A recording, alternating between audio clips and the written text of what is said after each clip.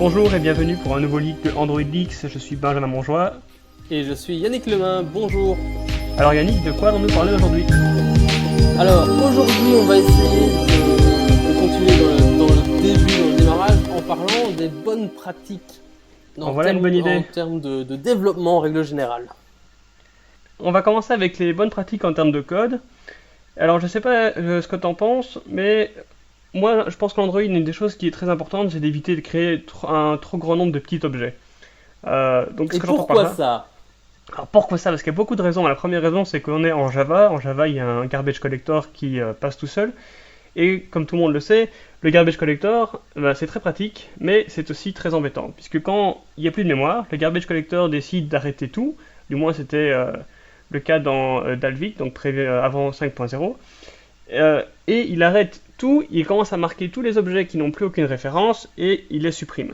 Dans Art, donc depuis 5.0+, ils ont amélioré ça, donc c'est-à-dire que donc ils n'arrêtent plus tout le temps. Ils essaient de limiter les moments où le code est complètement arrêté pour supprimer les objets, mais ça reste quand même à un moment donné qui bloque l'exécution du programme. Donc c'est très important d'éviter de créer plein de petits objets pour éviter justement d'appeler trop souvent le garbage collector, et c'est encore plus important d'éviter ça dans les appels comme onDraw. Donc dès qu'on fait une view ou si on fait de l'OpenGL ou ce genre de choses, dès qu'on essaye de draw, vu que c'est quelque chose qui est appelé très très fréquemment, on va créer plein de petits objets et c'est appelé aussi fréquemment que toutes les 16 millisecondes. Donc si on crée des mini-objets à cet endroit-là et que lui, il doit systématiquement arrêter tout pour essayer de supprimer les objets qui ne sont plus utilisés, vu qu'il n'a que 16 millisecondes pour arriver à dessiner quelque chose à l'écran, eh ben, on va se retrouver très vite avec une application qui paraît lagante, quoi. Et comment est-ce qu'on met ça en place? Comment est-ce que tu peux... C'est difficile de dire on va créer une application et on va pas créer d'instance. Le Java, c'est basé sur des objets. Alors comment est-ce que tu fais une application sans objet, sans instance d'objet? C'est difficile. Alors oui, justement, donc effectivement, Java c'est basé sur c'est orienté objet, donc on va d'office créer des objets. Ce qui est important, c'est d'essayer de limiter un maximum. Donc si on reprend le cas des vues avec le onDraw, ce qu'on va faire, c'est qu'on va essayer de dire, bon, si j'ai besoin d'un objet, on va plutôt le créer dans onMeasure, donc au moment où on mesure à quoi va ressembler la vue. Et donc pour dire, ok, bah, si j'ai besoin d'un canevas qui fait une taille de 100 sur 100 pixels, plutôt que de le créer dans chaque onDraw et dire ok, mais donne-moi un canevas qui fait 100 sur 100 pixels, on va le créer au moment où on mesure la vue et qu'on sait que la vue fait 100 sur 100. Dès que la vue va changer, qu'elle va faire 120 sur 120 par exemple, eh ben on va recréer un objet à ce moment-là et ça va être de cet objet-là. Ce qui permet effectivement de créer un objet de temps en temps, mais pas aussi souvent que toutes les 16 millisecondes.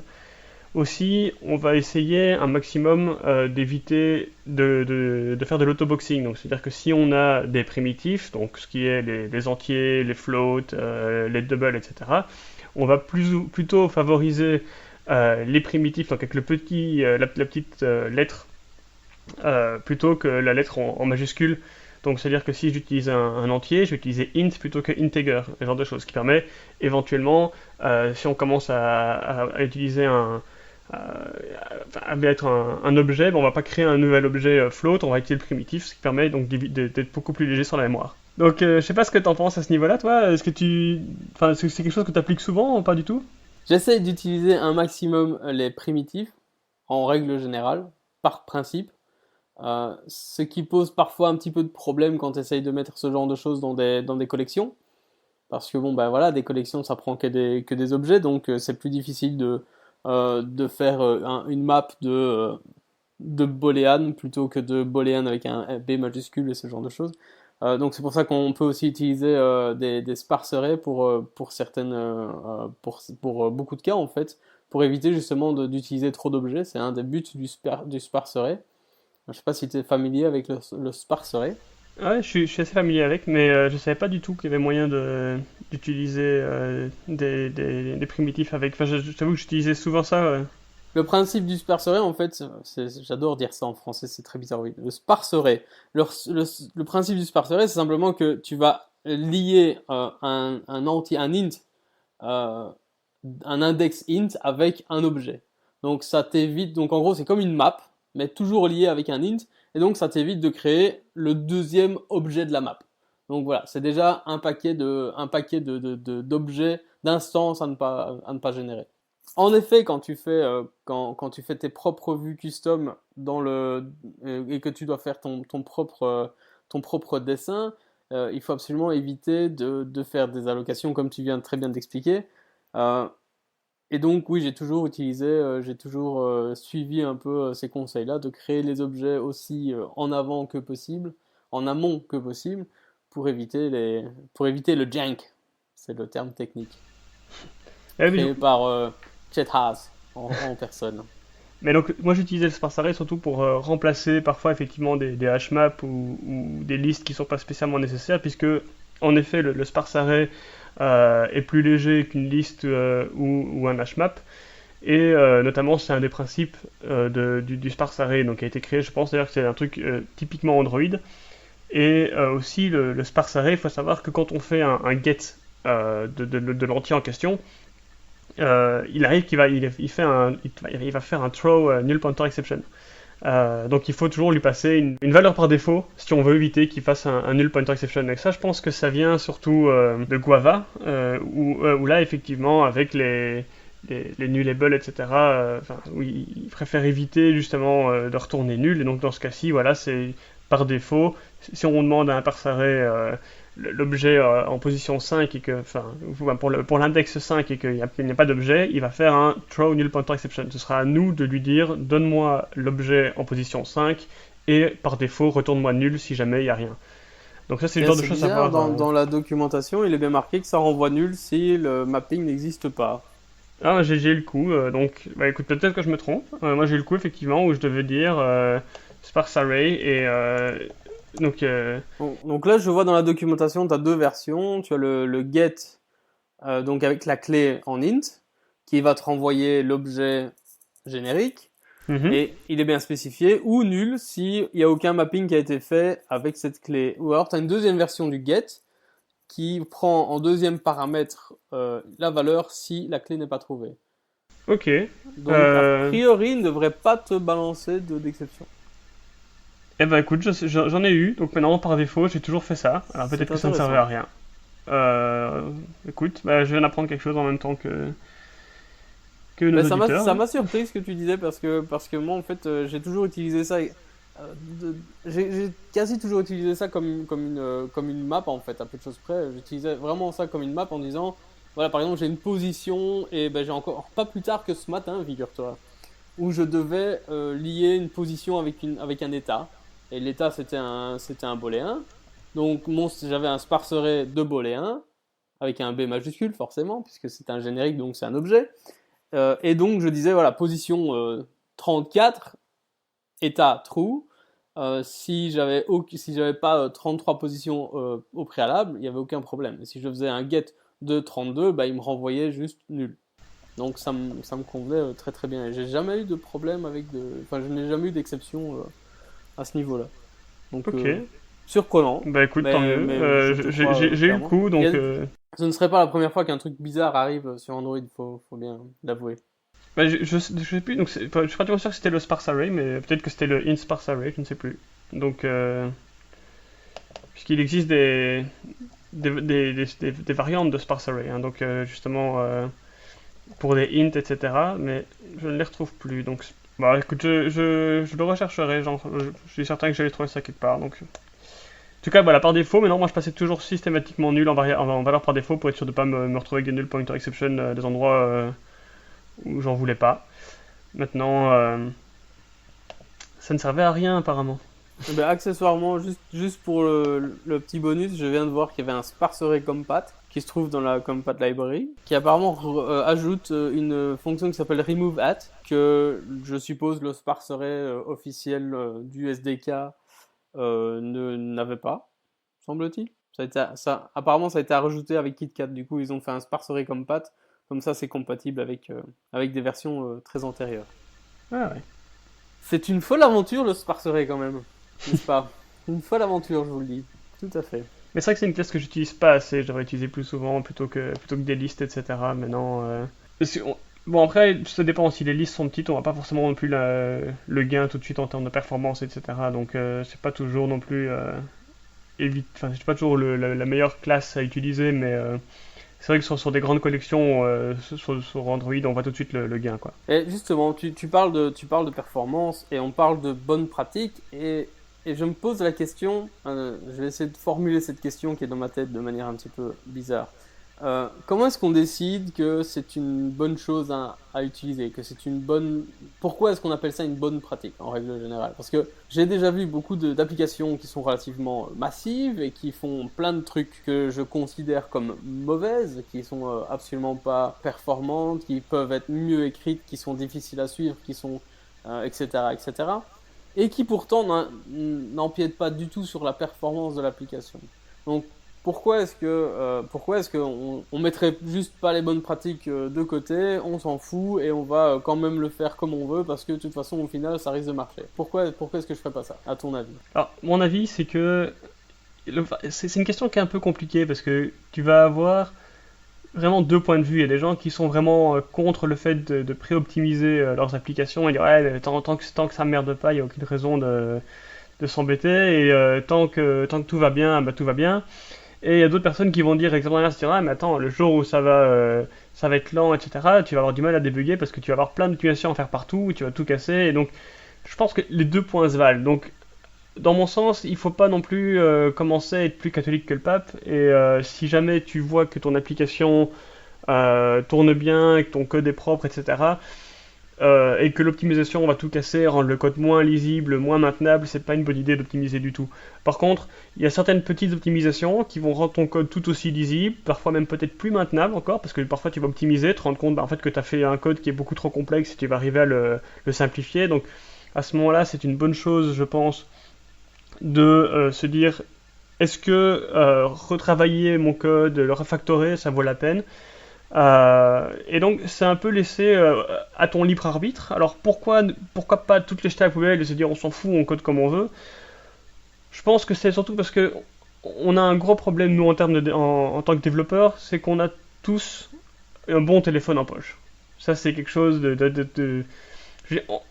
c'est notre métier, c'est ce qu'on aime. Donc en règle générale, ben, c'est là-dedans qu'on va mettre un peu d'argent, on va se faire plaisir, on va se dire ok, je vais m'acheter un bon téléphone, j'ai un quad-core avec 4 Go de RAM, un super écran, j'ai un dernier téléphone qui a un an ou deux grand max, et bah forcément les applications vont tourner au poil dessus. Et on se rend pas bien compte que bah, les gens, bah, ils n'ont pas forcément des bons téléphones. Ils ont des téléphones où ils ont installé 300 applications qui essayent toutes d'avoir un petit peu d'intention. Les gens ne savent pas du tout que l'application elle tourne en fond, que c'est qu'en en installant plein, ben, ils risquent juste d'avoir des téléphones très lents.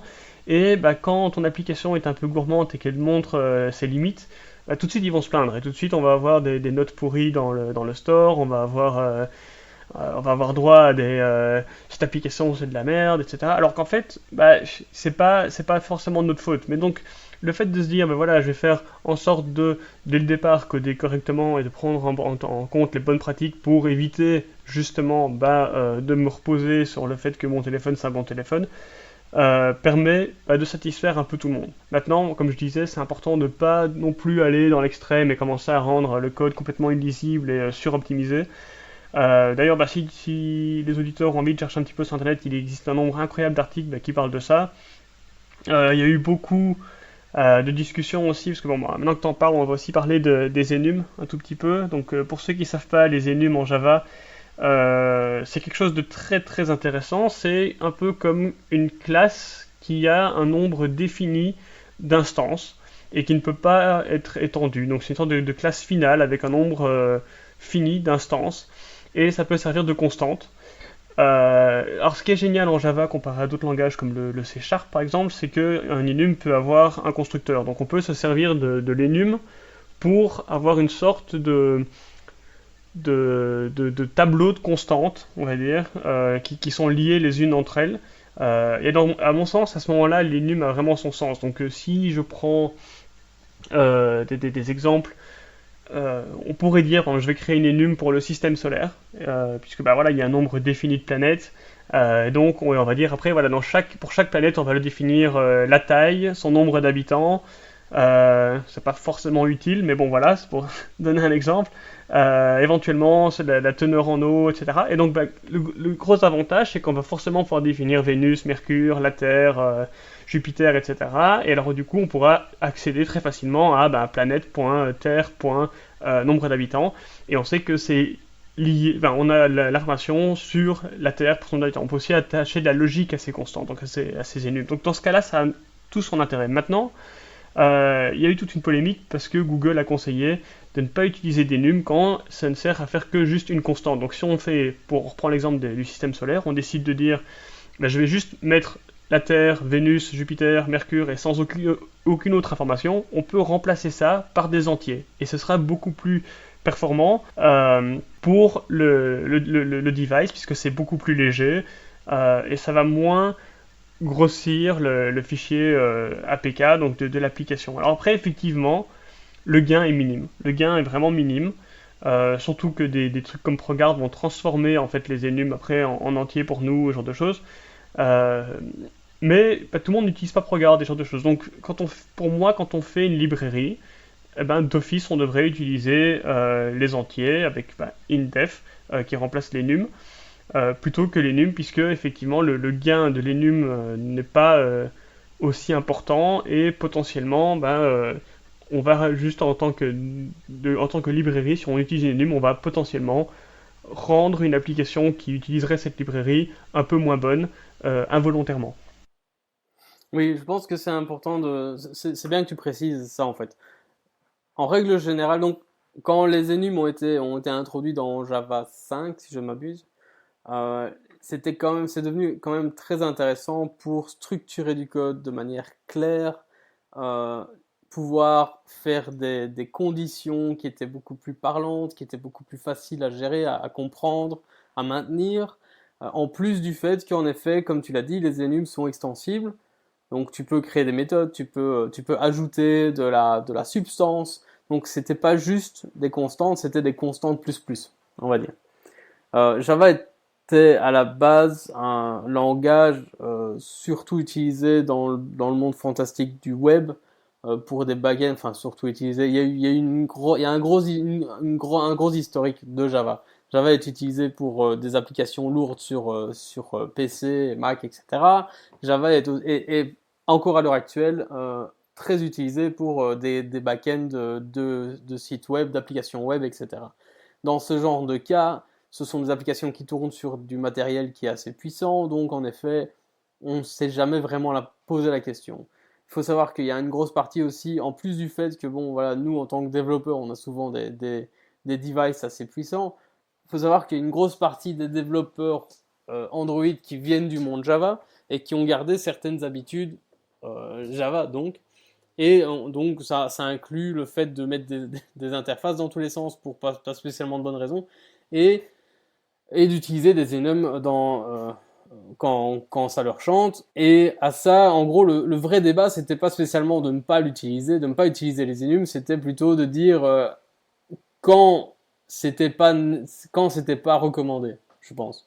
Enfin, ou alors le débat en fait c'était ça, c'est qu'il y avait une partie du camp qui disait il faut jamais l'utiliser, il y avait une partie du camp qui disait si on peut quand même le faire, et puis il y avait une troisième partie qui était un peu plus conservateur et qui essayait un peu la Suisse comme ça, qui disait mais faut peut-être mieux pas l'utiliser tout le temps partout, mais on peut quand même l'utiliser. Et donc moi je rejoins un peu ce camp-là, c'est-à-dire en règle générale, dans ton application, n'hésite pas à utiliser des enums si ça permet de rendre ton code clair et propre, etc. À partir du moment où en effet, tu crées une librairie qui est d'autant plus open source, ou bien en tout cas dont le but est d'être utilisé par un grand nombre de gens, partout dans le monde, oui, tu sais pas comment la librairie va être utilisée, et de ce fait, c'est ta responsabilité d'essayer de prévoir un maximum de meilleures pratiques, de bonnes pratiques d'un point de vue code et d'un point de vue surtout performance. Donc c'est important, surtout si c'est une librairie qui est open source, donc tu t'attends à avoir des contributeurs à cette librairie, donc tu veux que, il y ait un maximum de gens qui puissent lire, comprendre et maintenir ton code, et deux, tu veux qu'il y ait un maximum de gens qui puissent l'utiliser dans leurs applications sans qu'elle ait un impact négatif sur leur application. Et c'est là que tu vas vraiment devoir penser à est-ce que j'ai vraiment ou pas envie d'utiliser un enum? Est-ce que c'est une bonne idée? Est-ce qu'il y a vraiment des impacts possibles? Donc là, je suis entièrement d'accord. Maintenant, même dans ce cas-là, et je pense que tu te rappelles une certaine conversation avec un certain Dan Lou, même dans ce cas-là, c'est c'est vraiment une réflexion à avoir. En fait, je pense que c'est ça. Tous les cas ne sont pas évidents. C'est vraiment un cas par cas. Il faut vraiment réfléchir, quoi. C'est pas juste se dire, bon, je fais une librairie, donc il est hors de question de voir un seul enum dedans. Point. C'est pas aussi blanc et noir. Il y a beaucoup de gris dans tout ça. En tout cas, voilà. Moi, je suis plutôt la Suisse. Moi, je suis plutôt au milieu et j'ai dit, je pense qu'en règle générale, on peut s'en sortir avec des enums. Euh, Maintenant, c'est vrai que quand on a une librairie comme par exemple, je ne sais pas moi, le framework Android, s'ils avaient décidé de mettre, disons, les ID des ressources Android en enum, là, je crois qu'on aurait vraiment, vraiment des gros problèmes de performance. En fait, c'est assez drôle parce que, par exemple, donc, Google mentionne effectivement le fait que dans Android, ils utilisent très peu les enums et donc on va avoir la visibilité d'une vue. Ben, de toute façon, on a visible, invisible et gone qui seront des entiers. Mais malgré tout, ils utilisent quand même des enums dans le framework. Donc, même si la grande majorité a été remplacée par des entiers, il existe encore quelques enums dans le code Android. Donc, alors, est-ce que c'est des oublis? Est-ce que c'est des, des- des erreurs de jeunesse quand ils s'étaient dit, bon, bah, enfin, ils s'étaient pas encore tous d'accord sur comment faire le code, et puis bon, une fois que l'API était finale, bah, ils ne pouvaient plus la changer. J'en sais rien. Maintenant, effectivement, bah, ça reste une des bonnes pratiques que Google conseille de faire. Donc, oui, il ne faut pas non plus chercher la bête noire et remplacer toutes les enums dès qu'on en voit une, etc. et commencer à changer tout le code. Mais voilà, c'était pour dire, voilà, donc c'est typiquement le type d'exemple. Donc, on vient de ta question, parce qu'on a quand même pas mal dévié sur les enums après, mais de ta question qui était est-ce que il faut jeter les bonnes pratiques par la poubelle parce qu'on voit qu'au final ça change pas grand, enfin parfois ça ne change pas grand chose. Ben voilà, ici les enums c'est un bon exemple. C'est une bonne pratique qui n'a pas forcément beaucoup d'impact à être utilisée ou pas, mais je pense que voilà, parfois ces petites améliorations qui ne vont pas changer le code et qui vont avoir au final qui seront autant lisibles et qui seront aussi maintenables que le code original, bah, vaille la peine d'être Mis en place. ouais, mais considéré, voilà, Ok, être considéré. considéré. Donc parce que Oui, je voilà, pense, je pense qu'en... Vas-y, excuse-moi. ben, en fait, donc ici, donc je travaille maintenant sur un nouveau projet où on a beaucoup de vieux codes, etc. Il y a beaucoup d'énum.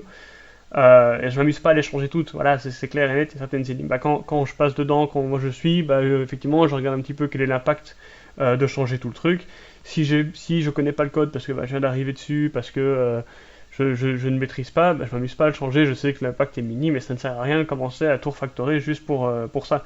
Maintenant, quand moi maintenant je vais créer quelque chose et que je vais avoir besoin de constantes du même type, et que je n'ai pas de logique particulière, que je n'ai pas besoin d'avoir d'autres constantes liées à ces mêmes constantes, ben, je vais d'office utiliser un indef ou un string def ou ce genre de choses. Et, euh, et je vois quand même que, bah, mine de rien, le code est tout aussi lisible et utilisable. Sans aucun doute. Je pense qu'en règle générale, bon, en tout cas, moi je considère les best practices comme étant plus des recommandations, des pratiques qui devraient devenir des habitudes. Dans le sens où une bonne pratique sera toujours bonne. C'est pas de la suroptimisation. C'est simplement quelque chose que l'on devrait s'habituer à faire, quoi qu'il arrive, pour justement ne pas avoir du travail plus tard. Mais c'est quelque chose de gratuit, entre guillemets. Donc, voilà, comme on disait tout à l'heure, par exemple, éviter l'autoboxing, ça c'est une best practice en règle générale. Donc autant dès le départ essayer d'éviter.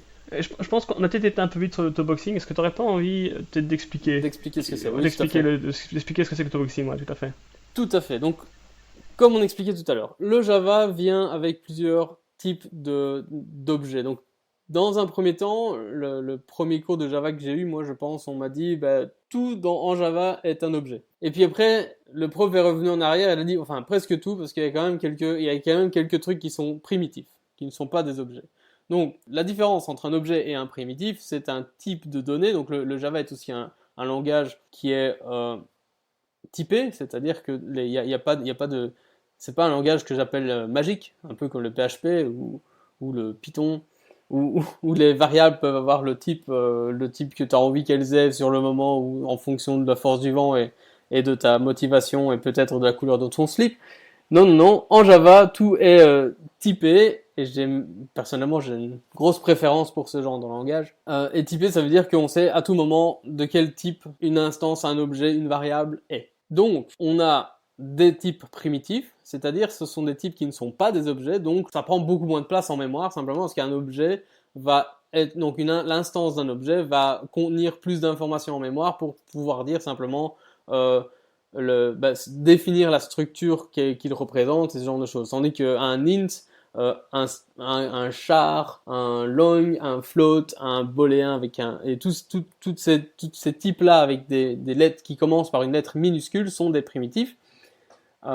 Tandis qu'un integer, là c'est une classe représentant un int, va en gros avoir le même genre de comportement, mais va avoir une empreinte en mémoire un peu plus large, simplement par le fait que c'est une structure avec tout ce qui va autour. Je n'ai plus les chiffres exacts en tête, mais ça n'a pas beaucoup d'importance. Le fait est que créer une instance d'un integer va prendre plus de place en mémoire que de créer une variable de type int. Point.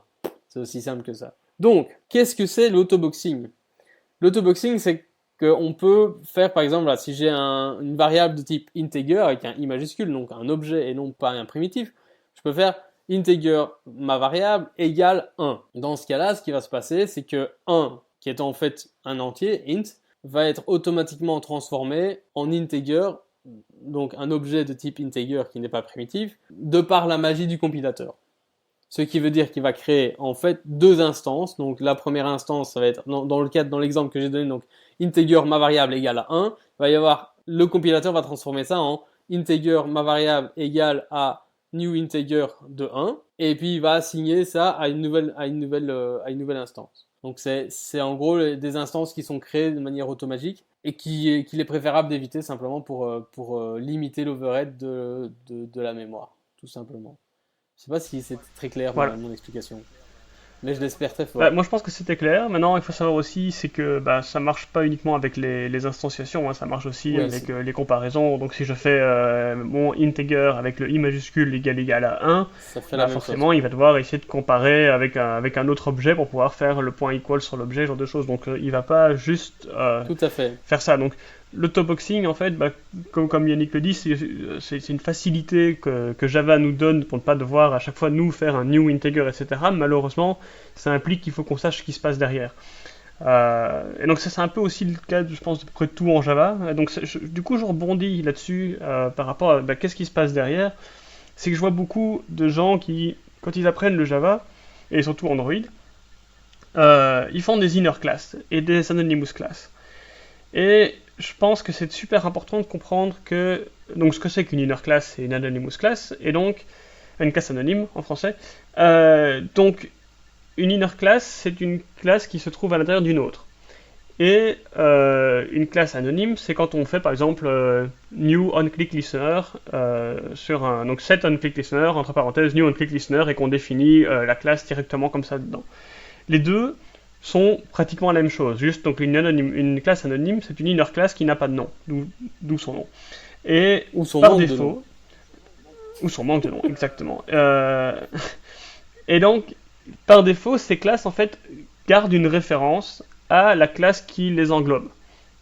Donc, quand je fais typiquement en Android new onClick listener, ce qu'il faut savoir, c'est que cet objet-là va garder une référence à ma classe autour. Souvent on fait ça dans les activités. Alors pour les onClick listeners, c'est pas grave, puisqu'on passe ça à une vue, la vue sera garbage collector en même temps que l'activité, donc au final la référence sera garbage collector en même temps que l'activité, donc c'est pas grave. Mais si on fait new async task, par exemple, pour essayer de faire une classe, quelque chose en background, donc faire un appel réseau par exemple, ce genre de choses, il faut savoir que tant que l'async task n'a pas fini, elle garde une référence à l'activité. Et donc typiquement, si je veux faire une classe qui va charger des images, par exemple, et donc j'ai une galerie et je fais new async task pour chacune de mes images, et du coup ça va charger je sais pas moi, 50 images, et puis en fait, bon, une fois que quelques premières images ont commencé à charger, je me suis dit, ah non, en fait, c'est trop lent, je quitte. Mais en fait, non, ça va pas quitter, ça va quand même garder, tant que toutes mes classes anonymes n'ont pas fini de faire leur travail, elles gardent une référence à mon activité, et donc, ben, ça va faire des memory leaks. Donc c'est super important de bien comprendre moi, ce qu'on fait quand on fait une inner class ou une classe anonyme, ben, qu'il y a cette référence. Alors pour éviter ces références, il existe le petit mot-clé statique qui marche sur les inner classes et donc qui rend l'inner class à ce moment-là complètement indépendante de la classe dans laquelle elle se trouve. À ce moment-là, il n'y a plus de référence, mais du coup, si on veut pouvoir parler avec la classe parent, il faut quand même à ce moment-là passer la référence du parent dans cette classe.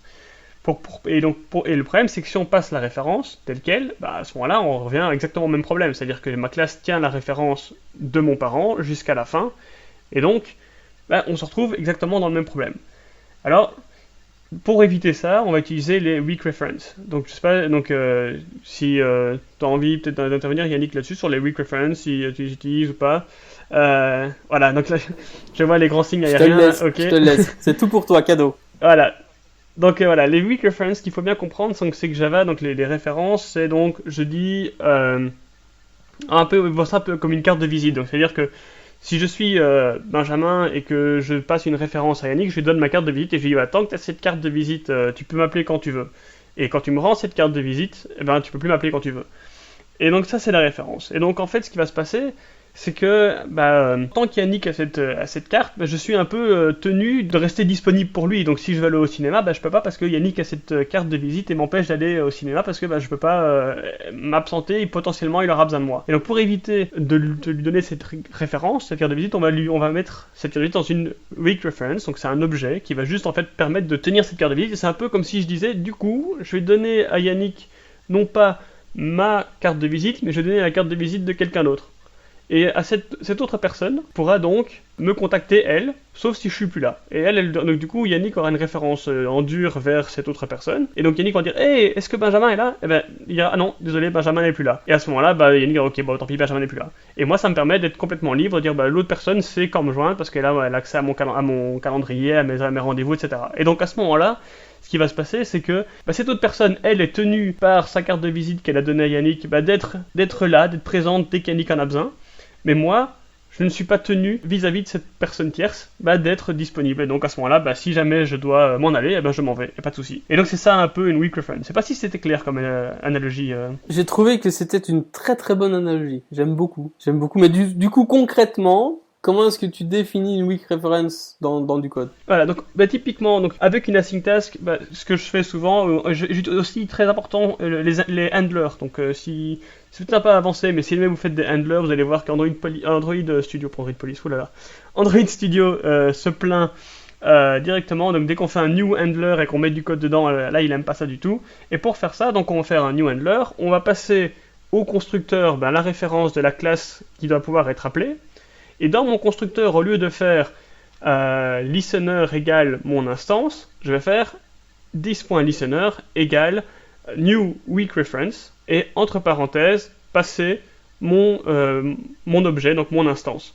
Et plus tard, quand j'aurai besoin d'appeler à nouveau cette classe, je devrais faire this.listener.get et qui lui potentiellement va me retourner un nul. Donc il faut très important, c'est de checker que le get ne me retourne pas un nul. Et aussi, quelque chose de très important que les gens ont tendance à oublier, c'est qu'il faut stocker le retour de get dans une variable. Donc, typiquement, si on reprend l'exemple, on va dire que j'avais main activity, et j'ai passé main activity. Donc, du coup, maintenant, j'ai this.listener égale new weak reference de main activity. Okay, quand j'en ai besoin, donc plus loin dans mon code, donc dans mon callback, je vais faire main activity égale this.listener.get. Et après, je vais tester que activity est différent de nul. Alors pourquoi est-ce que je fais ça et pourquoi je fais pas directement .get différent de nul? Parce que potentiellement, si on est dans un thread ou un thread séparé ou ce genre de choses, il est fort possible que le moment où j'ai fait .get et l'instruction juste derrière, où je vais de nouveau faire .get, la variable sera nulle. Puisque on peut potentiellement être dans deux threads séparés, et ces deux threads vont être vont potentiellement, il y a peut-être un qui va disparaître à ce moment-là, où le garbage collector va passer, peu importe. Alors que si je prends la valeur et que je la mets dans une variable, là d'un seul coup, pour le, pour le temps d'exécution de la méthode pour laquelle j'ai cette variable qui tient à ma référence, j'ai une référence forte et non plus une référence faible. Et donc ça c'est très important. C'était très complet en tout cas. Ouais, peut-être un peu trop, je sais pas. Bah, je pense qu'on peut proposer aux auditeurs voilà, de nous dire bah, voilà, dans les commentaires ou quoi, parce que c'était trop intéressant, trop en profondeur, est-ce que c'est clair, pas clair, bah, n'hésitez pas. Donc nous on commence et nous, enfin moi je m'amuse en tout cas à discuter avec Yannick Oui, et en espérant aider tout le monde. Et donc voilà, je pense que c'est le bon moment de dire aux gens bah, s'ils ont envie de nous envoyer des commentaires, etc., bah, qu'ils n'hésitent oui, pas. tu as compris, toi auditeur. Toi auditeur qui nous écoute là. Oui, fais-nous des commentaires, dis-nous ce que tu penses. Et aussi, si vous avez Voilà. d'autres points sur les weak références, et si vous aimez ou vous aimez pas, n'hésitez pas à nous le dire. Hein, c'est toujours très intéressant d'avoir les avis d'autrui. Je voulais juste revenir, donc les weak références, c'est très intéressant, c'est très important aussi, je suis entièrement d'accord avec toi, j'ai tendance à essayer au maximum de faire des... Mais moi j'avoue que je fais ce genre de choses plus parce que j'ai une maladie en fait, hein, j'ai un trouble obsessif compulsif, et ça a tendance à me rendre... je dis ça à moitié en riant en fait, j'ai tendance à vouloir mon code extrêmement propre et extrêmement clair, et j'ai horreur des classes anonymes.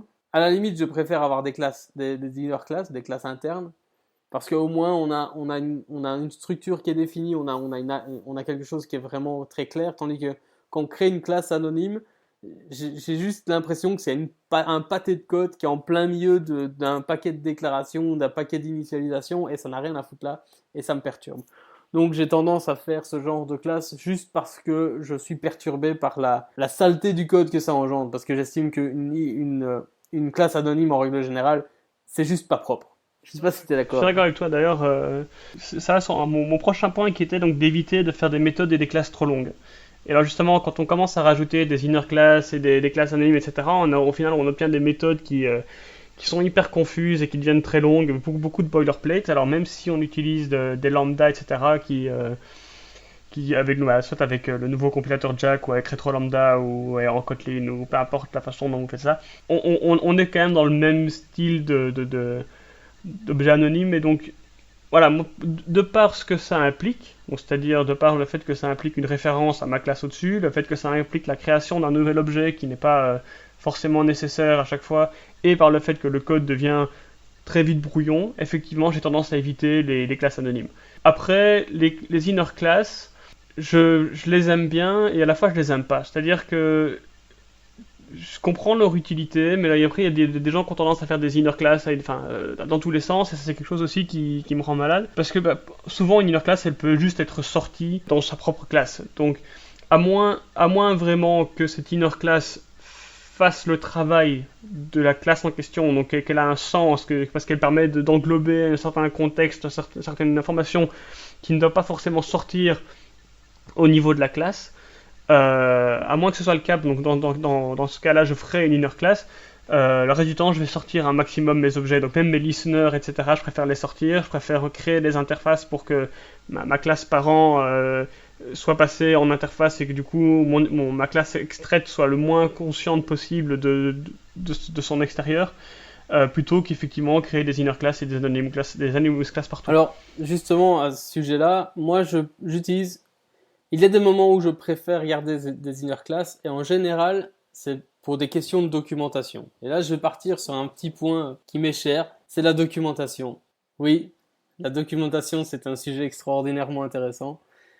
J'ai horreur des commentaires dans le code, la documentation dans le code. En règle générale, ça sert à rien parce que c'est pas maintenu. Et donc j'estime qu'il est beaucoup plus intéressant et beaucoup plus important d'avoir un code qui est auto-explicite plutôt que d'avoir un code qui est entouré de gros pâtés de commentaires qui expliquent peut-être à un moment donné ce que la méthode était censée faire et qui, après maintes refactoring, a perdu son sens parce que la méthode a suivi son chemin, a grandi, a vécu, alors que la doc, elle, est restée exactement pareille. Alors, je vais quand même prendre un petit peu de recul en disant attention que je parle de la documentation dans du code en règle générale. Donc dans votre application, si vous voulez mettre absolument de la documentation, si le cas le nécessite, si par exemple c'est un cas business très particulier, pour une raison très particulière qui n'est pas spécialement évidente, oui, alors à ce moment, un petit bout d'explication du pourquoi, du comment, pourquoi est-ce que j'ai divisé par 0, je sais bien que ça va foutre le bordel, mais c'est exprès, je sais pas pourquoi.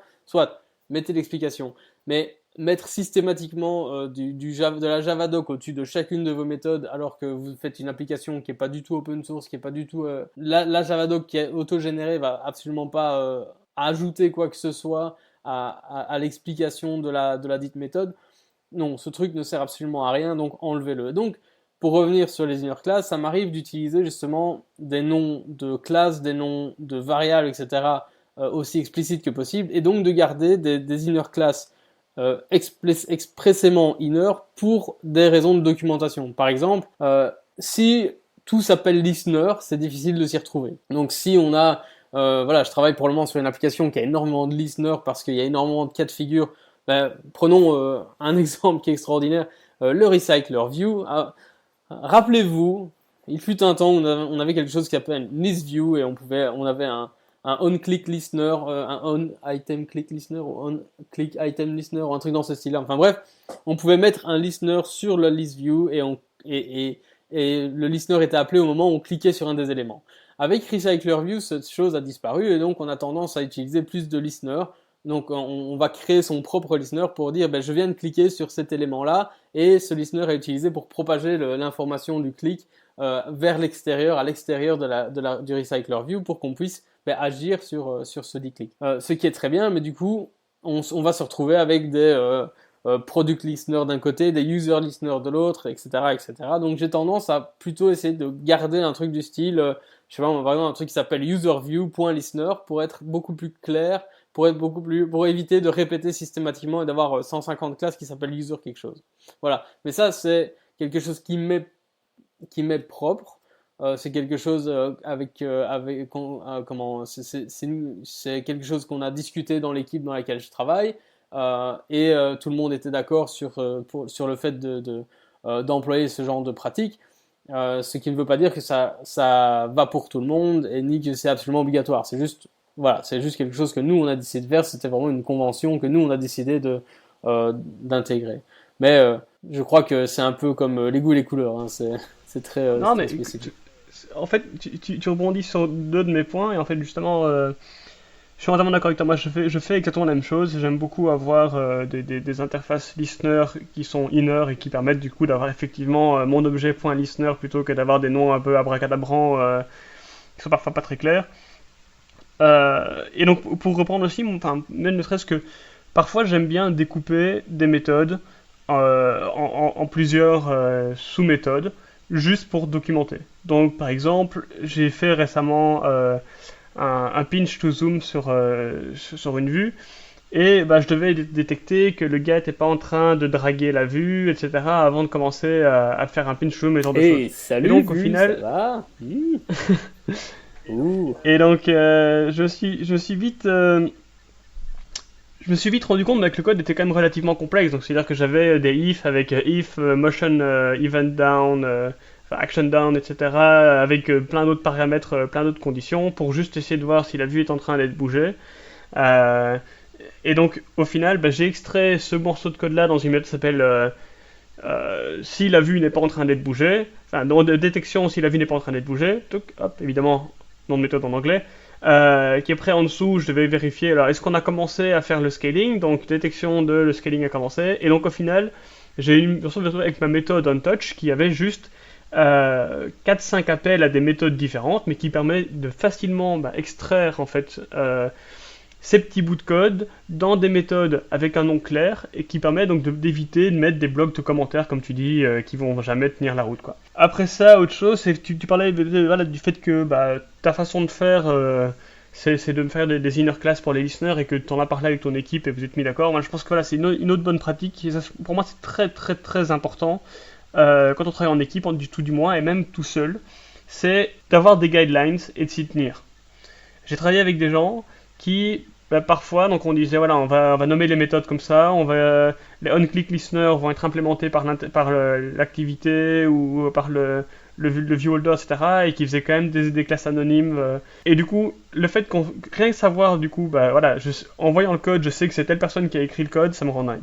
Je suis pas censé savoir qui a écrit le code. Pour moi, je crois que c'est encore une fois Uncle Bob qui disait que du code, c'est censé être comme un livre. S'il y a plusieurs auteurs, on n'est pas censé savoir, ah tiens, tel paragraphe a été écrit par tel auteur et tel paragraphe par tel auteur. On est censé pouvoir le lire d'une traite et se dire, ah, ok, voilà, bah, le livre parlait de ça. Et pas commencer à savoir dire, ah bah ça c'est le style d'un auteur, ça c'est le style d'un autre. Donc si on se met d'accord sur des guidelines, il faut s'y tenir. Notamment la notation hongroise, je suppose qu'on dit en français. C'est ça. Donc le Hungarian Notation. Pour ceux qui ne savent pas, donc la notation hongroise ou en anglais Hungarian Notations, c'est le fait de mettre un M devant les variables privées, les variables d'instance privée, le fait de mettre un S devant les variables statiques et ce genre de choses. Ne le faites pas. Moi, ça c'est aussi quelque chose qui déchaîne les foules, qui fait polémique. Moi personnellement, j'aime beaucoup. J'aime beaucoup pour la simple et bonne raison que ça m'est arrivé beaucoup trop de fois d'aller lire du code sur des PC d'autres personnes qui ont appliqué un style à Android Studio qui était différent. Ne serait-ce que moi j'ai le style clair, ils mettaient le style foncé. J'ai lu du code sur GitHub, j'ai lu du code sur Bitbucket, j'ai lu du code sur Stash. Enfin, et chacun a sa façon du coup d'afficher le code, de coloriser le code de sa façon. Et donc, quand les gens me disent oui, mais non, il n'y a pas besoin de mettre le M parce que du coup, on sait que c'est comme c'est mauve, ben, on sait que c'est une variable d'instance. Non, c'est pas vrai parce que j'ai déjà lu du code aussi qu'on m'envoyait par email. Je ne sais pas pourquoi les gens font ça. Et du coup, ben, quand on t'envoie un petit morceau de code dans un mail et que le fait d'avoir mis le M, eh ben, on sait le lire aussi. Ça permet dans Android Studio, il y a moyen de lui dire toutes mes variables d'instance privées vont commencer par un M. Et donc, bah, quand je crée une variable, je fais M my variable, je fais Alt Enter, automatiquement il me propose de faire un field et non pas une locale, parce que tout le temps je fais Alt Enter, Enter, il m'a créé la variable locale alors que je voulais un field, donc je vais faire CTRL Z 2 fois pour qu'il revienne à ma variable pas créée, je vais refaire un Alt Enter pour ensuite sélectionner crée-moi un field, et tous des trucs comme ça. Donc, pour moi, c'est la raison. Je trouve que ça ne rend pas le code moins clair. En plus de ça, j'aime aussi beaucoup la notation. Non, bien sûr que non. Que si, ça rend le code dégueulasse. Il sert à rien ton M. Il sert à. Mais si, ça me permet de savoir que je vais. Si jamais je fais un. Les statiques devraient être toujours en lettres capitales. Ah non, ça c'est les constantes. Les constantes. Oui, mais une statique n'est pas forcément une constante. Une variable statique sera toujours une constante. Bien sûr que non. Une variable statique peut changer. Peut-être, mais elle typiquement, un singleton, l'instance n'est pas constante. L'instance du singleton le sera. La variable instance du singleton va être appelée instance parce que... Ah non, parce que tu peux très bien avoir un truc qui va le détruire et le recréer plus tard. Alors c'est pas. Tu peux avoir un truc qui va dire ok maintenant. Ah si, tu vas partager le même singleton, mais tu peux le détruire et le recréer plus tard. Ouais, pour autant qu'il n'a pas d'état. Ça, c'est une autre histoire, pour un autre épisode. Voilà. Mais bon, donc du coup... je crois comme tu l'as dit, c'est un débat, puis chacun ses choses, etc. etc. Moi, j'aime pas du tout. J'aime vraiment pas. Mais en gros, la raison, c'est que, justement, en règle générale, si tu lis un bout de code et que le bout de code que tu lis ailleurs, quelle que soit la source, n'est pas clair, bah, c'est peut-être que la personne qui l'a écrit aurait dû faire un tout petit peu plus d'effort pour décrire certaines choses. En règle générale, moi je lis du code dans un éditeur, et dans un éditeur ça va être super clair de savoir ce qui se passe quand ça se passe, et donc on n'a plus besoin du tout d'utiliser ce genre d'annotation. Donc ça c'est mon avis personnel. C'est juste une lettre qui sert plus à rien. À la limite, moi quand j'ai commencé en C++, on s'amusait à faire des M underscore pour tout ce qui était variable membre. Et après le underscore, on mettait la première lettre du type de la variable, donc I pour int, F pour float, etc. etc. Et ça rendait les choses encore plus compliquées. Donc dans la même foulée, je vais dire, soit tu le fais complètement, soit tu le fais pas du tout, mais le faire à moitié, ça sert à rien. Donc il faut savoir que... je le fais complètement. Parce que si tu prends les vues, par exemple, moi je fais souvent, si j'ai un edit text, je vais mettre M, ET et le nom de mon truc. Comme ça, je sais que c'est un edit text. Et j'ai vu pas mal de gens qui font du coup, qui mettent pas le M et qui mettent ET et puis qui crachent sur le Hungarian Notation. Donc c'est aussi très drôle, tu vois, de se dire, là, ça va dans les deux sens, tu vois. Mais non, parce que je veux dire, le fait de savoir que c'est un edit text, c'est une chose, mais malgré ça, c'est pas nécessaire en fait. C'est juste pas nécessaire. Mais si, parce que tu vas le savoir en 4 centièmes de milliseconde que ton truc, c'est un edit texte. Mais bon. Ben non, parce que parfois j'aime bien pouvoir faire, si j'ai le text view username et puis juste en dessous l'edit text username, ben j'aime bien pouvoir facilement dire si je pas devoir créer des noms genre username label et puis parfois c'est pas un label, c'est un truc, donc pouvoir faire TV username ou ET username, ça me rend tout de suite plus clair la chose, de savoir ce que j'appelle et sur quoi je l'appelle. Certes, ouais. Mais moi en fait, j'ai tendance à faire plus ou moins pareil, mais je mets pas de TV. Le texte, c'est une text view. Edit, c'est un edit text. Ou n'importe quel style d'éditeur. Donc voilà, mais ça, c'est juste moi. Mais bon, parce que là où je voulais en venir, c'est que peu importe que vous soyez pour le Hungarian Notation Voilà, ou ça. contre le Hungarian Notation, ce qui est important, c'est que si vous soyez mis d'accord avec votre équipe, il faut s'y tenir. Justement, le projet sur lequel je travaille maintenant, le projet n'a pas de Hungarian Notation.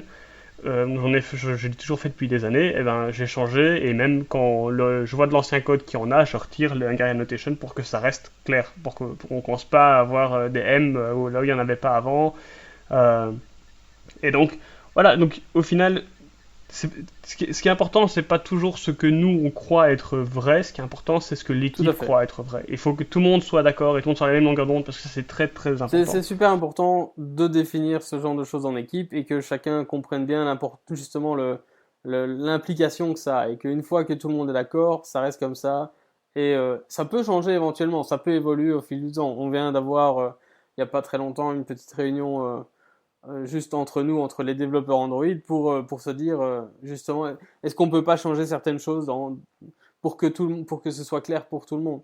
Et, on en a profité pour mettre une colonne plus large pour les retours à la ligne, ce qui est extraordinaire. On est passé de 100 caractères à 180 caractères, c'est génial. Donc maintenant on a des vraies lignes qui rentrent sur un écran, c'est bien. C'est plus des toutes petites lignes qui sont envoyées à la ligne suivante très très rapidement. Ces gens qui ont des tout petits écrans, c'est fou quand même. Mais voilà, c'est le genre de. Je veux dire, ça peut paraître un peu pointilleux et un peu extrême, mais quand on travaille, voilà, je travaille pour le moment dans une équipe de 10 développeurs Android, ce qui en ce qui me concerne est quand même une équipe assez massive. Euh, bah, c'est important qu'on ait tous au moins la même base de communication, qu'on sache comment écrire certaines choses. Et malgré tout ce qu'on a déjà mis en place comme règles, enfin règles entre guillemets, c'est pas vraiment des règles, c'est plus des, des, euh, des guides de conduite, on va dire. Malgré ça, on arrive quand même à faire des trucs un peu chacun de notre côté, enfin, à notre manière, à notre sauce, et donc on essaye de raffiner ça au fur et à mesure, au fil du temps, parce que bon, voilà, c'est une équipe, c'est une équipe qui est relativement jeune, donc c'est des gens, cette équipe-là dans sa configuration est relativement neuve, elle a quelques mois, alors que l'application sur laquelle on travaille, elle, a plusieurs années. Donc c'est comment c'est pour ça que le code change très fort sur le temps et que les nouvelles personnes qui arrivent doivent savoir directement à quelle vitesse jouer, à quelle note s'accorder pour faire une petite allusion musicale qui n'est pas bien passée du tout, mais c'est pas grave. C'est bien que tout le monde au moins sache dans quelle direction se tourner en fait. Je pense que c'est très important. Donc, comme je disais, voilà, moi je travaille dans une grosse équipe, mais qui finalement n'est pas si vieille que ça. Sur les 10 personnes, il y a 2 personnes qui sont sur l'application depuis le début. Le reste, ben, ça a été beaucoup de changements de personnel. Et donc, du coup, ben, voilà, chacun il va un peu avec son style et tout ça. Et c'est là que les, les, les, les guidelines sont importants, les pots communs sont importants. Et comme tu le disais, Benjamin, ben voilà, s'il a été décidé d'utiliser Hungarian Notation et que ça ne plaît pas à tout le monde, si la majorité a dit que c'était go, ben voilà, la majorité gagne et c'est comme ça. Et puis tout le monde euh,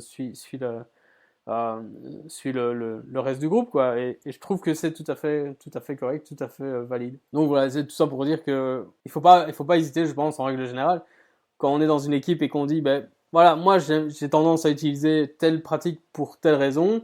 Si la raison est bonne et que les autres n'y avaient juste pas pensé, ben il n'y a rien qui vont les bloquer et qui vont leur dire ah non non, on a toujours fait comme ça, on va pas changer. Ça c'est quelque chose qu'il faut éviter à tout prix. Faut pas avoir peur du changement. Il faut pas avoir peur non plus de proposer des idées pour que ça change éventuellement. Je suis tout à fait d'accord avec toi. Je pense que c'est très important, effectivement, voilà, de pas non plus se braquer, de rester, dire ouais, on a toujours fait comme ça, du coup c'est bon. Si quelqu'un arrive avec une bonne raison de changer, il n'y a aucune raison de la refuser. Maintenant, voilà, on va pas changer juste parce qu'il y en a un qui dit moi je préfère. Ça c'est complètement débile.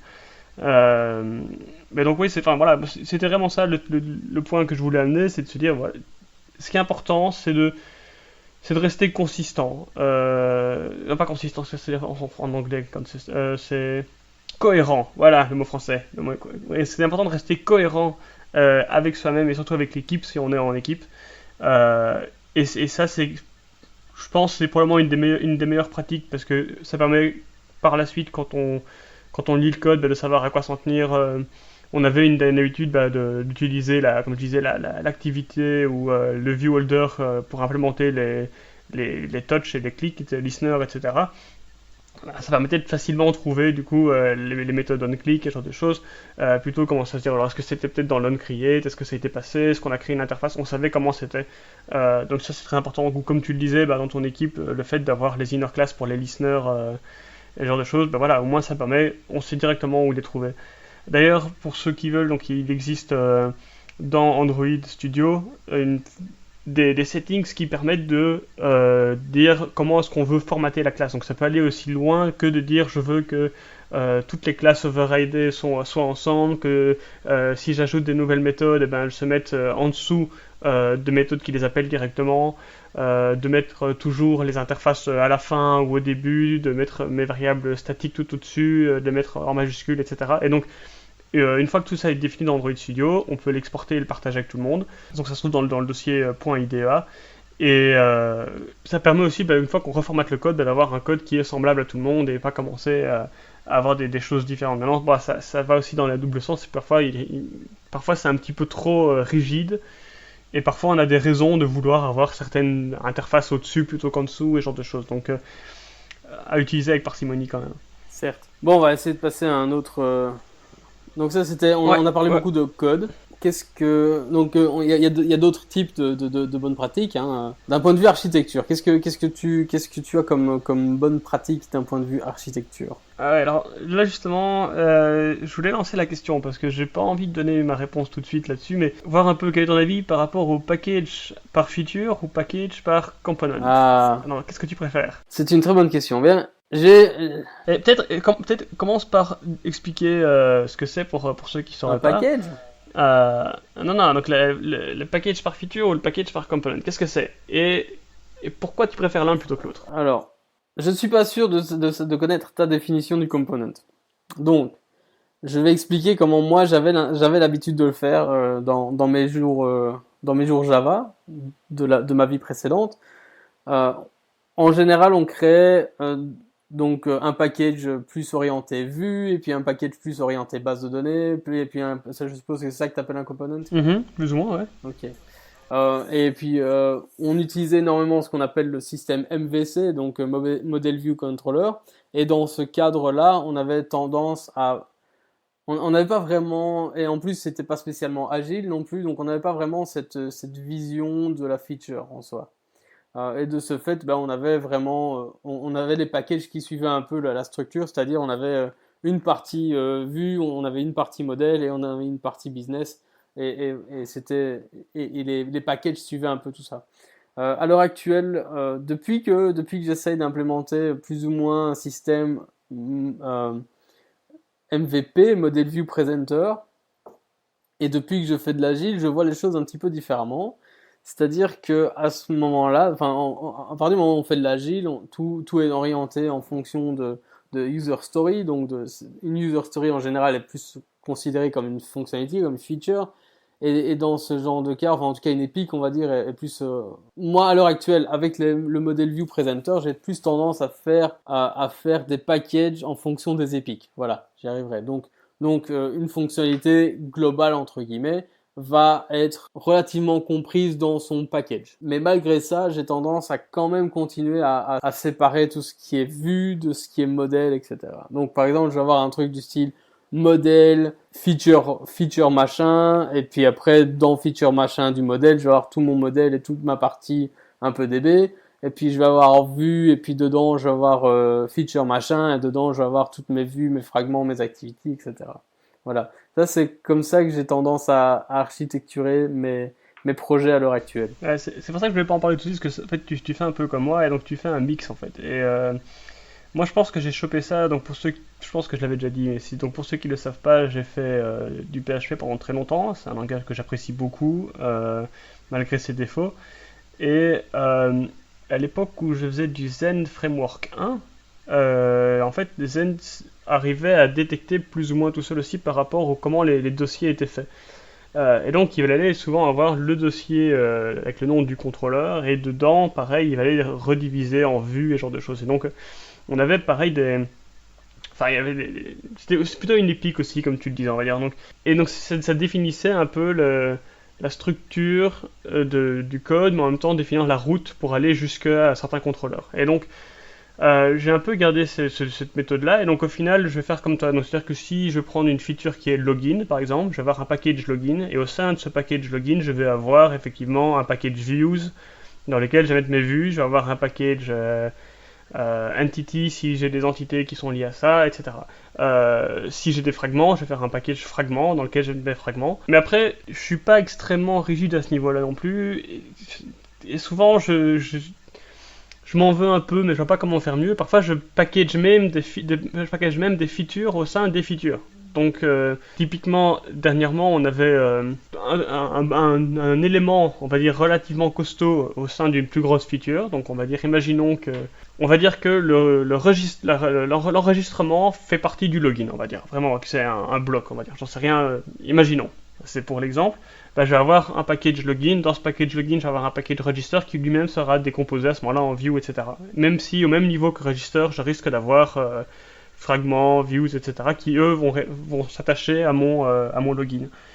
Je suis pas fan de faire ça, mais parfois je préfère avoir ce sous-package feature au sein de mon package feature pour vraiment sortir ces composants-là du reste, vraiment savoir ce que ça fait là, et je ne le mets pas à la même hauteur que le login parce qu'il n'a pas de raison d'être là. Il fait vraiment partie de cette feature. Donc c'est un peu comme le fait d'avoir des stories et des sous-stories, on va dire, en agile. Donc voilà, et après donc je vais essayer de packager un maximum comme ça. Souvent ce que je fais aussi c'est que mon activité, puisque l'activité est souvent unique par feature, elle n'est pas dans un package. D'ailleurs même les activités ne sont souvent pas dans un sous-package, elles sont souvent au même niveau que les package components. Donc si j'ai login, je vais avoir dedans directement login activity et non pas activity login activity, parce que j'aime bien quand j'ouvre le package de voir directement là où les activités potentiellement qui sont liées à cette feature. Ça me donne un peu une idée des écrans que je vois dans cette feature. Je pense que ça c'est aussi c'est quelque chose qui est pas mal pour me donner une overview très rapidement de voilà, j'ouvre le package login, je vois qu'il y a login et puis je vois qu'il y a pin code parce que potentiellement il y a un pin code dans mon activité. Je vois ok rien qu'en ayant ouvert le package login, je sais qu'il y a un pin code après m'être logué. Je sais aussi éventuellement s'il y a un splash screen ou que j'ai mis, probablement je vais mettre là et je vois tout de suite ok voilà, je sais qu'il y a ces trois classes là. Qu'elles sont liées ensemble, qui font partie de cette feature-là. Après, comment les composants qui permettent d'alimenter ces activités sont faits, là, je dois à ce moment-là aller voir un peu plus bas dans les sous-packages. Mais ça me permet d'avoir une overview très rapide. Ensuite, ce que j'ai aussi très souvent, et ça m'a beaucoup aidé à plusieurs moments, c'est d'avoir un package common. Alors ce package common m'a été très utile puisque quand j'ai créé une application montre pour mon application poubelle, j'ai assez facilement extrait ce package common dans un module Gradle que j'ai pu partager après avec mon application montre et permettre de récupérer les trucs. Puisque ce qui est très important, c'est d'essayer de limiter un maximum les interactions inter-package, puisque normalement une feature est plus ou moins censée pouvoir la retirer telle quelle et que ça ne casse rien du tout. Donc je vais pouvoir retirer un package, le package login, on va dire, et que ça ne casse rien d'autre dans mon application. Maintenant, common, c'est un peu l'exception qui confirme la règle, puisque effectivement, c'est possible que le login va appeler le package common, mais alors surtout pas dans l'autre sens. Common ne doit rien appeler de login, parce que s'il appelle dans login, ça veut dire que ça devrait se trouver dans common. Oui, j'ai pas mal de ces packages-là aussi, et j'ai tendance à les regrouper par fonctionnalité aussi, donc dernièrement, dans une application que j'ai fait, j'avais un package utils qui est un peu le fourre-tout, on va dire. Tout ce qui est classe utilitaire pour tout et n'importe quoi. Puis je devais gérer toute une série de choses avec des time. Donc j'avais un package time qui gérait un peu tout ça, etc., etc. Donc j'ai quand même ces packages qui sont hors feature, je vais dire, sont d'office common dans ma tête. Mais c'est dans ma tête. Et j'avoue que en termes de best practice pour ce genre de choses, moi j'en ai pas parce que encore aujourd'hui, moi j'essaye, je teste des nouvelles choses tout le temps. Donc ça fait très peu de temps finalement que je suis en train de découvrir le MVP. Ça, je pense que ça pourrait faire, ça pourrait faire le sujet d'un autre leak dans le futur. Mais le MVP, c'est juste une façon de gérer un peu les relations entre les données, la logique business, et les vues et comment elles sont affichées, etc. Et il y en a d'autres. Il n'y a pas que le MVP. Il y a un MVC dont j'avais vaguement parlé avant. Il y a le MVVM. Il y en a encore un autre dont j'ai complètement oublié le nom, mais qui ne fait absolument aucun sens, le genre Dragon, je sais plus quoi. Enfin, bref, des systèmes. Donc moi, je teste un peu tous ces machins-là, et chaque fois, je teste des nouvelles façons de structurer mes packages, mes classes, etc. Et j'avoue que au début, ça me paraît super clair, super évident, super fantastique, et puis après un moment, je ne m'y retrouve pas spécialement mieux qu'avant. Donc j'ai pas vraiment une best practice en fait pour ça. Ok, je te conseille. Je crois que je me cherche. Je te conseille vraiment de créer ce package common parce que quand tu commences à créer en fait des packages utiles, etc. Je l'avais fait à une époque au même niveau que tes features. Tu commences à noyer un peu tes features dans ces autres packages-là qui n'ont pas beaucoup de sens. Pareil, je vais avoir tendance aussi à mettre. Si j'ai des utilitaires qui sont propres à une feature, ils seront dans un dossier utils de mon package de la feature. Pour essayer de vraiment que le code qui va ensemble reste ensemble et que pas commencer à avoir du dead code après. Et si j'en ai besoin, je bougerai le package plus loin, plus tard, c'est pas non plus trop grave, quoi. NDIJ, donc Android Studio est largement assez malin pour bouger une classe tout seul et changer les imports, donc ça c'est pas un problème. Donc ça pour moi c'est vraiment le truc, c'est avoir ces choses-là bien définies, ça me permet de savoir quelle classe je vais impacter quand je modifie quelque chose. Et ça, c'est super important. Quand tout est mélangé, c'est très difficile de garder en tête un modèle mental de quelle vue est liée à quelle vue et ce genre de choses. Et donc, quand tout est dans un seul package view, et qu'il y a 5 vues qui doivent être modifiées, on ne sait plus vraiment laquelle a été faite, ce genre de choses. Alors, quand c'est dans un package où les 5 vues sont là, c'est clair. Oui, c'est fait. Donc, tout à fait. Et c'est pour ça que j'aime bien, pareil, si j'ai une classe, les utiles, c'est quelque chose de très bien, de très important. Parce que oui, voilà, il faut parfois savoir extraire ce petit code là dans une classe séparée. Mais commencer du coup à mettre tous les utils ensemble et puis s'y retrouver, parfois ça vaut la peine d'avoir ce petit paquet d'utils dans ma feature. Je sais que je n'en aurais pas besoin ailleurs, je le mets là. Et ça me permet par la suite de savoir qu'est-ce qui fait quoi, et quand plus tard je dois supprimer du code ou avoir besoin de quelque chose, je sais que ça a un rapport avec ce que je fais, quoi.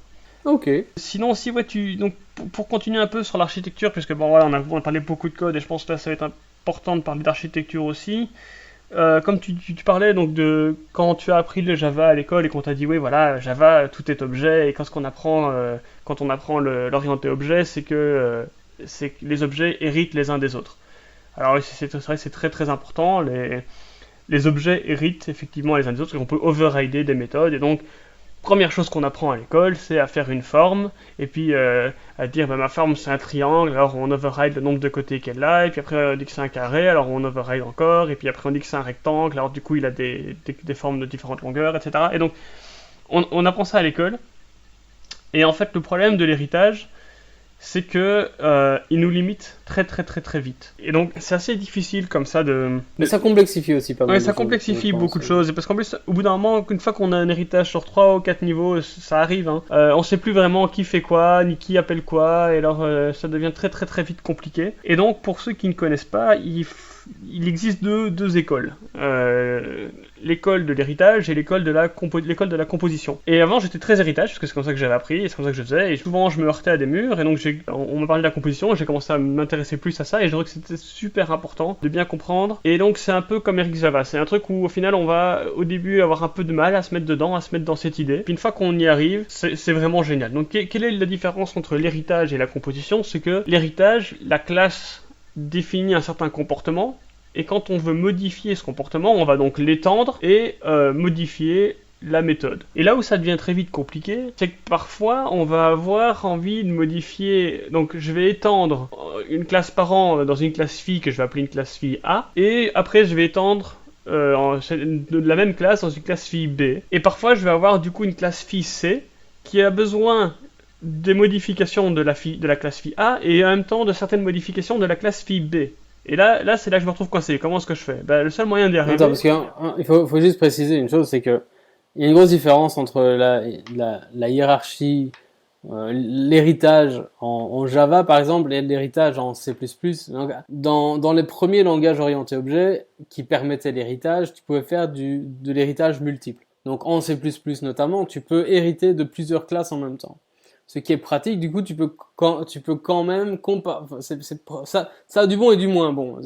Dans le bon, en tout cas, tu peux compartimentaliser tes fonctionnalités, tes fonctionnalités, tu peux les compartimentaliser dans plusieurs classes et donc avoir une classe enfant qui va dériver de toutes ces classes et donc ça fait une espèce d'héritage par composition ou de composition par héritage, quelque chose dans ce style-là. Donc c'était un peu le meilleur des mondes. Maintenant, Java te permet pas de faire ça. Java, tu peux hériter que d'une classe à la fois.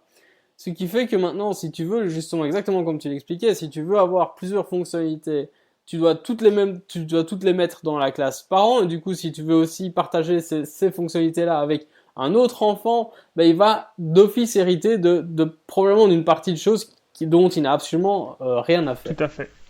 Voilà, et donc voilà, pour revenir à ça, la façon de régler ce problème, c'est donc la composition. Et voilà, on a beaucoup d'ISMOLA, et pour ceux qui ne connaissent pas, et de se dire, mais là, ils sont chiants, ils parlent de composition tout le temps, ils disent pas ce que c'est. Donc la composition, c'est quoi? C'est de se dire, au lieu que la méthode, que la classe ait une méthode qui implémente ce qu'on veut faire, on va plutôt lui passer un objet. Cet objet va étendre une interface. J'ai même envie de dire lui injecter. Ah mais attends, attention, je vais y arriver. Mais on va lui passer un objet qui va étendre une interface et qui va du coup faire le travail pour lui. Donc ça veut dire que du coup, imaginons que je reprends mon exemple d'enfants A, B et C.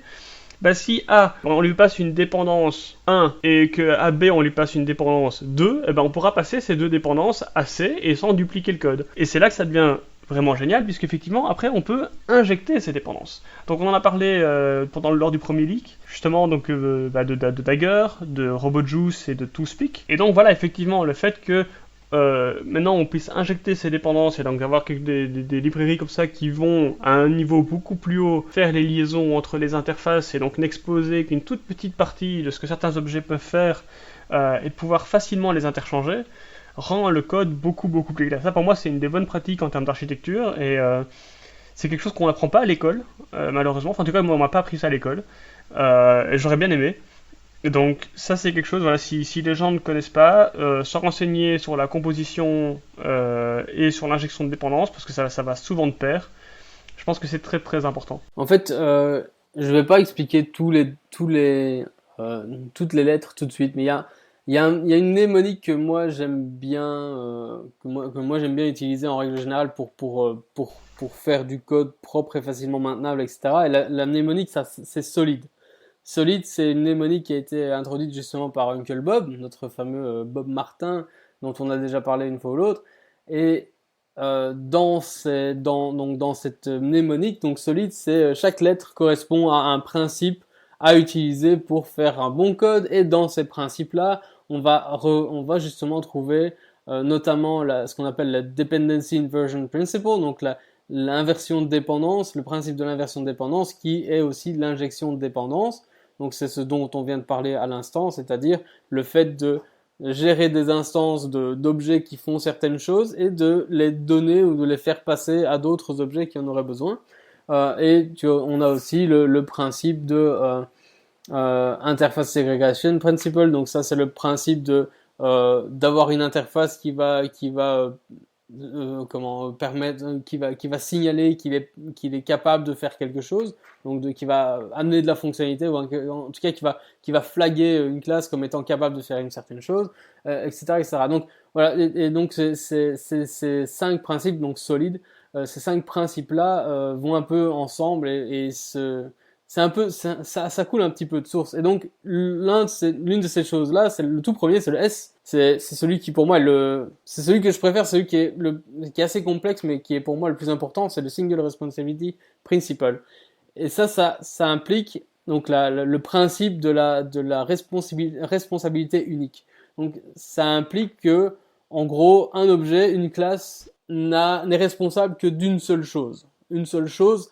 Évidemment, c'est pas facile de définir cette chose, mais cette classe ne fait qu'un seul truc à la fois. Et en général, quand on lit ça avec l'inversion de dépendance ou l'injection de dépendance, on va injecter des objets qui ne font qu'une seule chose, qui sont vraiment focalisés sur cette chose-là.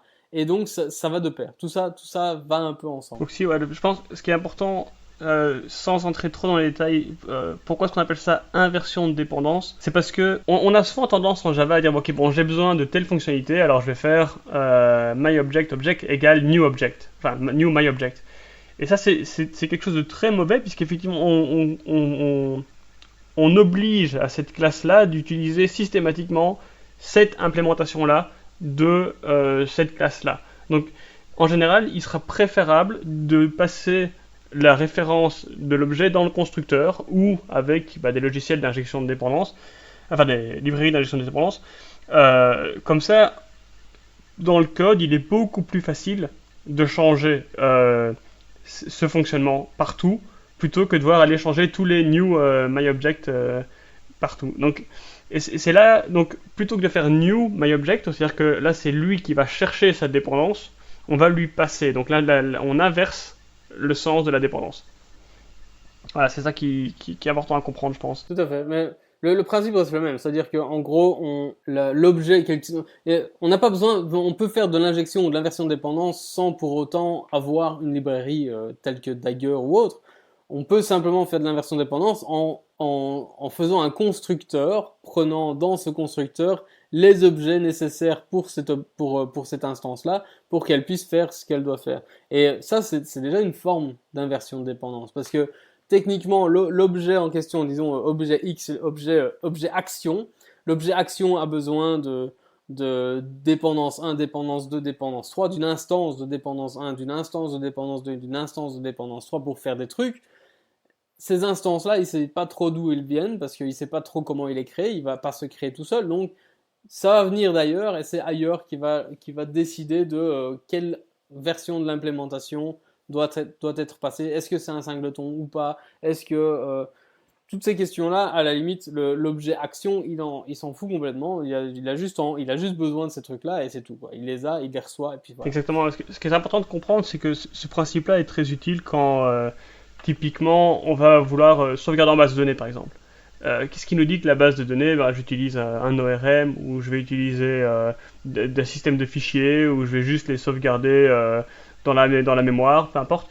Au final, si j'ai une interface qui prend en argument le fait que je vais sauvegarder une string et que derrière c'est une implémentation de base de données, une implémentation dans des fichiers, une implémentation en mémoire ou peu importe, j'ai pas besoin de le savoir.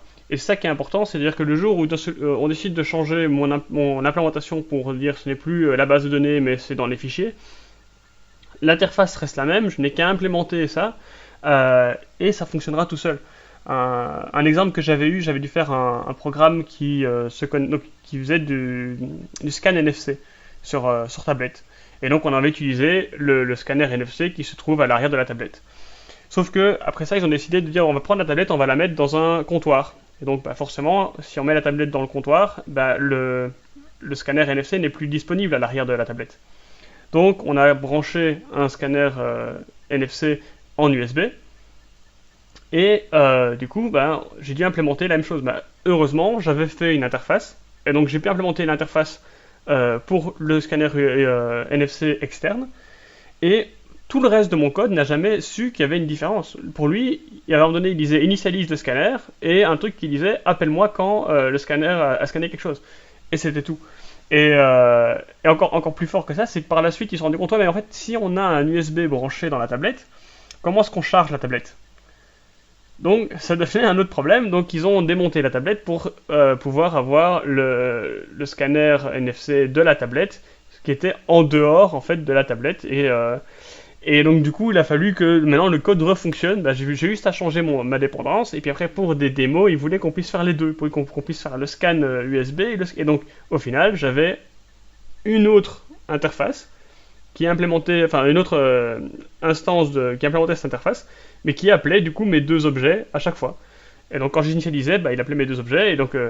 Et donc encore une fois, que ce soit le scanner interne, le scanner externe ou les deux en même temps, mon code n'a jamais vu la différence. Et c'est ça qui est très important.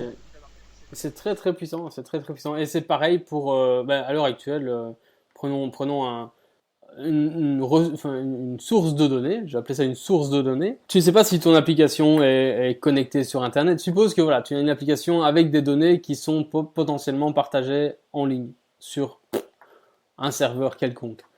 Tu ne sais pas si au moment où tu en as besoin, tu ne sais pas si tu es connecté à Internet ou pas. Tu ne sais pas tu sais pas si les données sont sauvegardées, sont cachées en local dans une DB ou bien dans les shared préférences ou bien sur un fichier, tu sais pas, et t'as pas envie de savoir.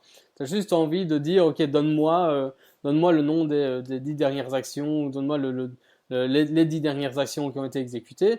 Et là, ça peut être une interface qui va décider tiens, en fonction d'un certain état de ton device ou autre, qui va décider, tiens, maintenant je vais aller chercher ces données-là dans la base de données, ou bien alors je vais aller chercher ces données-là sur le serveur sur Internet, ou je vais aller chercher ces données-là ailleurs, who knows.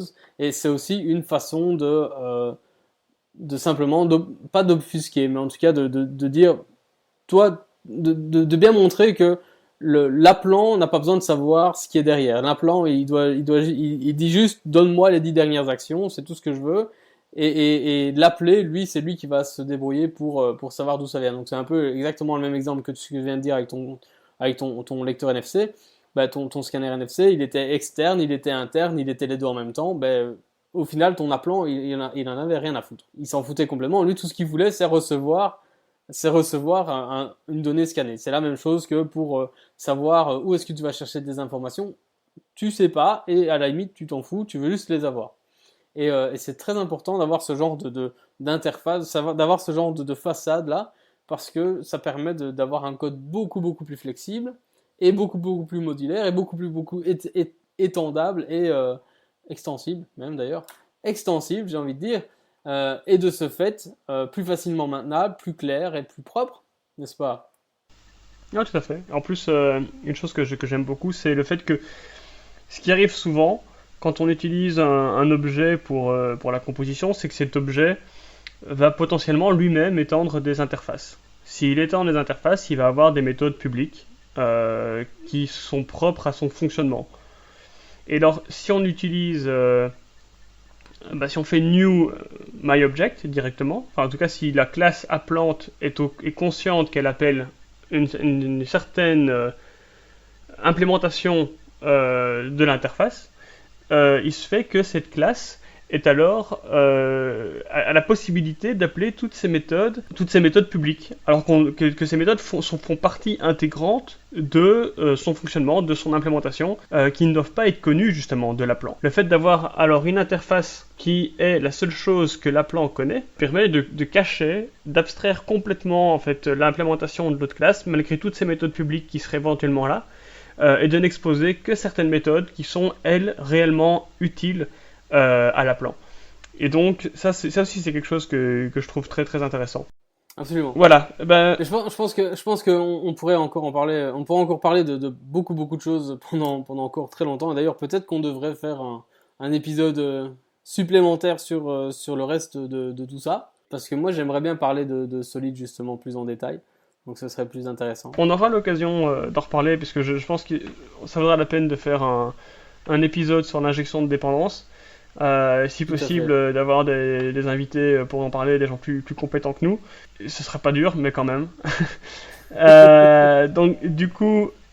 Encore faut-il qu'ils veulent bien parler avec nous. Ouais, voilà, c'est ça. J'espère que tu as des sous, parce que... va falloir les amadouer. Voilà, bon, on va commencer à récolter des sous. Donc, dans les commentaires, on mettra notre numéro de. Donc, voilà. Donc, plus sérieusement, je pense que quand tu as raison. Kickstarter, aidez-nous à avoir des invités. Tu as raison. Ça vaudra la peine de parler de ça encore plus en profondeur une autre fois. Et on va peut-être en finir là du coup pour cet épisode. Je pense on a beaucoup parlé de beaucoup On a de encore choses. beaucoup parlé. Hein. Et on pourrait Et encore en les parler auditeurs ne disent pas grand-chose. Hein. C'est pas terrible. Les auditeurs, faudrait peut-être que vous disiez des trucs. Parce que là c'est juste nous. Ça va pas. Allez hop, on veut des commentaires. C'est parti. Ok. Bon, bah voilà, le message est passé. Hein. Bah voilà, bah, écoute, merci Yannick. Si les gens veulent te contacter pour t'expliquer à quel point le Hungarian Notation c'est bien, comment peuvent-ils le faire? Alors, ils ne me contactent pas. Mais si vraiment ils veulent, ils peuvent me contacter sur Twitter. Je suis @Zoyan, THEYANN, sur Twitter. Et je me ferai une joie de répondre. Ok, voilà. Si les gens veulent me dire à quel point la Hungarian Notation c'est bien, je serai d'accord avec eux. Ils peuvent me contacter @XZAN sur Twitter. Et bah, je me ferai une joie de leur répondre. Hein. Voilà. Mais, Eh bien, super. En tout cas, merci pour cette conversation très intéressante. bah, merci à toi. Et J'ai appris des trucs. Si, j'ai appris des trucs. Moi, moi aussi. Bah, j'aime que bien. Sparse Array, J'adore apprendre. Sparse J'adore Array c'est pas apprendre. si mal. C'est très bien même. C'est ça. Voilà. Eh ben écoute, Et n'oubliez pas, weak reference, les amis. Weak Reference, Weak très reference. très très important. Très important. Allez, bah, Eh merci bien, beaucoup. Benjamin, Et à la prochaine. merci à toi. Et à bientôt. Au revoir.